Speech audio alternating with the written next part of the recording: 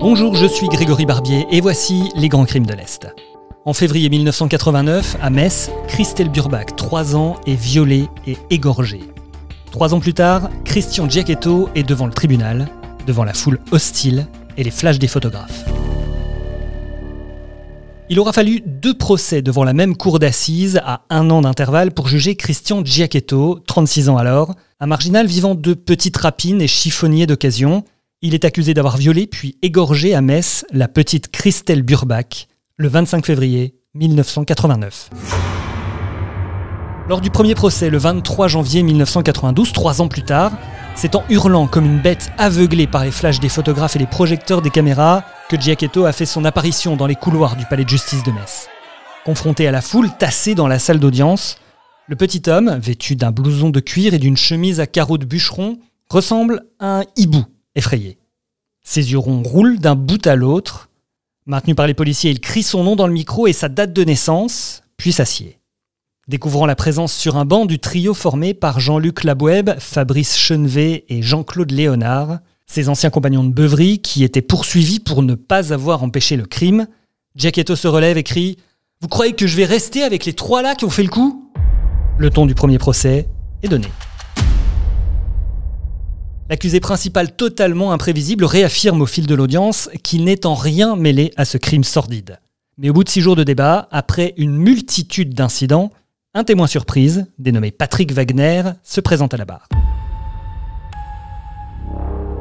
Employé de la ville de Metz, ancien concubin d'une des sœurs de l'accusé au moment des faits, il indique que Christian Giacchetto se trouvait malade et à son domicile à l'heure supposée du crime, 19h30. En conséquence, il ne peut pas être l'auteur de l'enlèvement et du meurtre de Christelle Burbach, 3 ans, dans le quartier de Bellecroix. Aussitôt, la défense s'empare de ces déclarations et demande un supplément d'informations. Et un second procès se tient donc 1 an plus tard. Là, plus d'une 60aine de témoins et pas moins de 13 experts sont appelés à venir déposer devant la cour d'assises.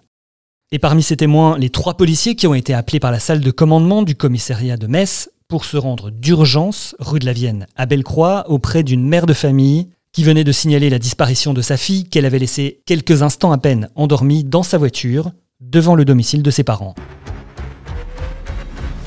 Nous avons retrouvé la maman, Madame Burbach, dans la rue. Elle était anxieuse. Nous avons alors remonté une petite allée goudronnée parallèle à la rue de Vienne, indique l'un des policiers.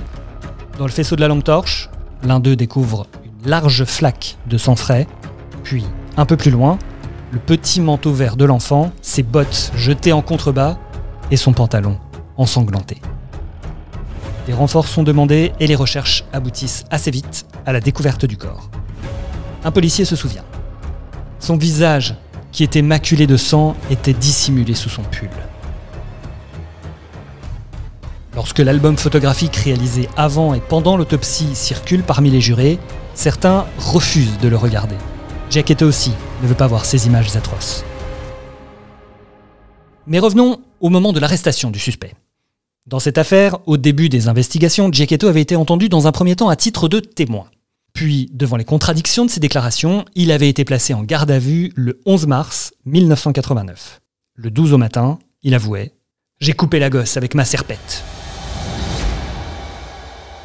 Alors, est-ce que ce sont des aveux extorqués? C'est ce que soupçonnent les défenseurs de Giacchetto, mais l'avocat général répond à l'argument dans son réquisitoire. À ce stade de l'enquête, les policiers étaient encore sceptiques et Giacchetto n'a pas fait l'objet d'un acharnement judiciaire. L'avocat général reprend aussi le travail des experts. L'accusé a été examiné par des psychiatres, des experts nationaux. Les premiers ont conclu qu'il avait intérêt à mentir, et les seconds que sa déficience intellectuelle ne le privait pas de discernement et n'altérait pas sa capacité à comprendre les interdits fondamentaux. Quant aux 3 autres personnes sur le banc des accusés, il est certain qu'ils se sont approchés dans l'allée goudronnée, qu'ils ont regardé par curiosité, qu'ils ont vu le crime se commettre, avant de s'enfuir, épouvantés. La responsabilité de ces 3 témoins inactifs est jugée terrifiante par l'avocat général, qui regrette de ne pas pouvoir requérir plus de 5 ans de prison à leur encontre. Quant à Giacchetto, je ne lui reconnais aucune circonstance atténuante, assure le représentant du ministère public. Puis, s'adressant directement à l'accusé, il lui lance « Alors que vous veniez d'enlever Christelle dans son sommeil pour la souiller, vous auriez pu en rester là. Mais non, non, cette petite fille de 3 ans vous avez vu. Pour ne pas être reconnu, vous l'avez tuée Vous avez répandu le sang de l'innocence et ajouté le nom de Christelle au martyrologe des petits-enfants immolés par des sadiques. L'avocat général demande la réclusion criminelle à perpétuité, assortie d'une période de sûreté de 20 ans. Finalement, les jurés ne le condamnent qu'à 20 ans de prison. Sans doute ont-ils tenu compte de la personnalité très particulière de Djeketo, décrit comme un débile affectif. En effet, né dans une famille misérable de 11 enfants de 4 pères différents, victime d'une chute avec traumatisme crânien alors qu'il était petit, Djeketo a gardé des séquelles terribles de ses premiers pas dans la vie. À 7 ans, il ne parlait pas. À 8 ans, il mangeait des feuilles d'arbre et buvait l'encre à l'école. À l'âge adulte, il est embauché comme balayeur, mais sa paresse le fait licencier. Livré à lui-même, il chaparde et boit des litres et des litres d'alcool tous les jours. « Quand je suis mato, bourré si vous voulez, je ne fais pas de mal à une mouche », avait-il affirmé à l'audience. Mais ce soir du 25 février 1989, Djeketo n'avait pas assez bu. C'était Les Grands Crimes de l'Est, le procès de Christian Djeketo, c'est un texte de François Moulin. Et dans 2 semaines, on reviendra sur cette histoire incroyable, celle de ce Vosgien qui a tué René Bousquet, l'ex-secrétaire général de la police de Vichy. À dans 2 semaines.